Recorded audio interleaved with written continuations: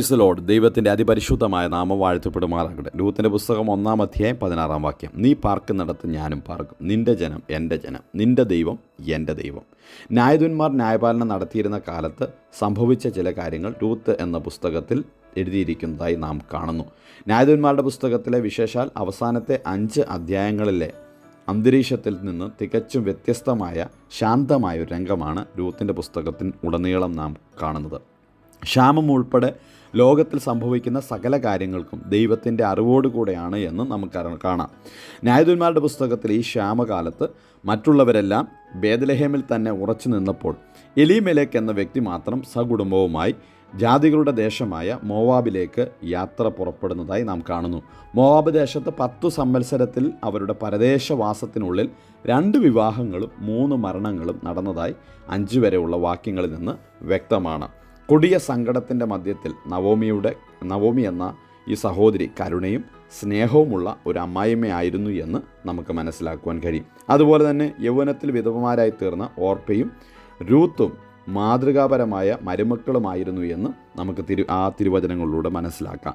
നീണ്ട പരദേശവാസത്തിന് ശേഷം നവോമി ബേത്ലഹേമിലേക്ക് മടങ്ങിയെത്തിയപ്പോൾ അവളെ മുൻ പരിചയമുണ്ടായിരുന്ന സ്ത്രീകൾ ആശ്ചര്യത്തോടുകൂടെ ചോദിക്കുന്നു, ഇത് നവോമിയോ എന്ന് ചോദിക്കുന്നതായി നമുക്ക് തിരുവചനത്തിൽ കാണാം. ചില വർഷങ്ങൾ മാത്രം ഒരു വൃദ്ധയോടുകൂടെ പാർത്ത ഒരു യൗവനക്കാരത്തി പറഞ്ഞ വാക്കുകളാണ് നാം വായിപ്പാനിടയായി തരുന്ന കുറിവാക്യം. ഈ വാക്കുകളിൽ അവൾ പറയുന്നു, നിൻ്റെ ജനം എൻ്റെ ജനം, നിൻ്റെ ദൈവം എൻ്റെ ദൈവം.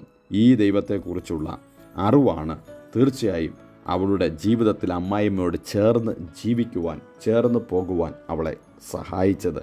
തിരുവചനത്തിൽ കാണുന്നത് പോലെ നാം അറിഞ്ഞ സത്യത്തിനു വേണ്ടി നിലകൊള്ളുവാൻ ദൈവം നമ്മെ ഓരോരുത്തരെയും സഹായിക്കട്ടെ. ദിനംതോറും ആ കർത്താവിനോട് ചേർന്ന് കർത്താവുമായിട്ടുള്ള അഭേദ്യമായ ബന്ധത്തിൽ മുൻപോട്ട് പോകുവാൻ നമുക്ക് തീർച്ചയായും ഇടയാകട്ടെ. അതിന് തടസ്സമായി വരുന്നതെല്ലാം നമുക്ക് മാറ്റിയിട്ട് ആ രൂത്തിനെ പോലെ ഇപ്രകാരം പറയുവാൻ കഴിയുമോ, ദൈവത്തോട് ചേർന്ന് വസിക്കുന്ന ദൈവം എൻ്റെ ദൈവം, ഈ ദൈവം എൻ്റെ ദൈവം. നാം ഇങ്ങനെ സങ്കീർത്തനത്തിൽ വായിക്കുന്നു, ഈ ദൈവം നമ്മെ ജീവപര്യന്തം വഴി നടത്തുന്ന ദൈവമാണ്. എന്നേക്കും നമ്മുടെ ദൈവമാകും. അവൻ നമ്മെ ജീവപര്യന്തം വഴി നടത്തും. ആ ദൈവത്തിൽ നമുക്ക് ആശ്രയിച്ച് സന്തോഷത്തോടെ സമാധാനത്തോടെ ദിനംതോറും മുൻപോട്ട് പോകുവാൻ സ്വർഗത്തിലെ ദൈവം നമ്മെ എല്ലാവരെയും സഹായിക്കട്ടെ. അതിനായി നമ്മെ തന്നെ ഏൽപ്പിക്കാം. Have a blessed day. God bless you all. കർത്താവ് എല്ലാവരെയും ധാരാളമായി അനുഗ്രഹിക്കട്ടെ. God bless.